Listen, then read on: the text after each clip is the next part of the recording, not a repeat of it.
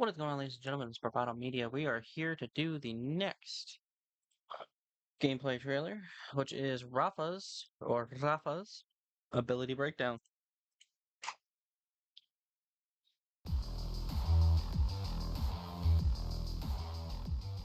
Everything about Rafa is centered around his exosuit, defines everything he is. Everything Tedior is, they're the Walmart of guns, you just use them once and throw them away. So that's kind of the idea of his exosuit is Tedior is just using this soldier, and when they're done with him, they're going to throw him away. Usually, when we look at a character, we Oh, so try to he's focus on it's pretty cool that he's Tedior. It's our first Tedior based character. one little piece of them and like, could this be an action skill? We start developing the character from there. For Rafas arc knives, what makes that particularly badass is that focus on melee combat.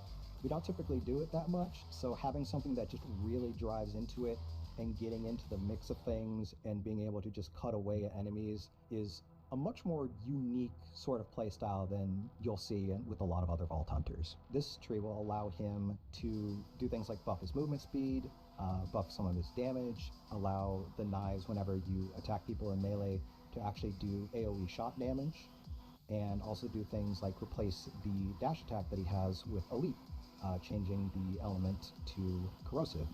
Let's drop some acid!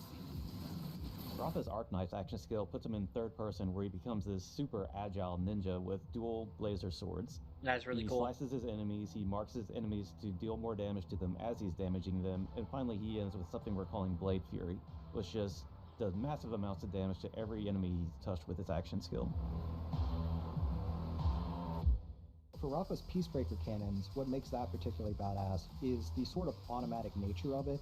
Once you pop it, it allows you to just up your overall DPS. You point at whatever it is that you want to see die, and you get to just unload on him. This is kind of an ode to Mose and Axton, where he puts a That's turret good. on his I back like and that. just starts blasting away enemies. Eventually you can start customizing this with rockets, shotguns, or even lasers. The Apophis Lance lets you basically set aside a little cannon and fire it as you need. However, because it does affect your gun handling a little bit, we wanted to make sure that this is something that feels good when you use it, because you're trading a little bit of your gunplay. All the augments focus in on it, allowing you to do things like get more charges for it, so you can fire it more often. Action skill cooldown, crit enemies more often, and also just a general overall buff to it. One thing I'm known for around the office is I love putting explosions on everything. I try to put explosions wherever I can. If I don't know what to do, add an explosion. So with Rafa, I kind of insisted I wanted him to be all about grenades. So he has a few builds where he just gets to spam grenades constantly for shooting his gun, using his action skill, whatever. He can even double his That's grenades. awesome. I think fans should be excited about Borderlands 4 because we've expanded on everything we've done previously. With Borderlands 4, with how deep our skill trees are, my character is always just going to be different than your character. I think fans are going to be excited for Borderlands 4 because of the build diversity. I'm so here for it, man.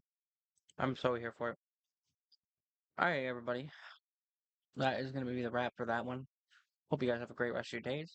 Love one another. I'll catch you guys in the next one. Peace.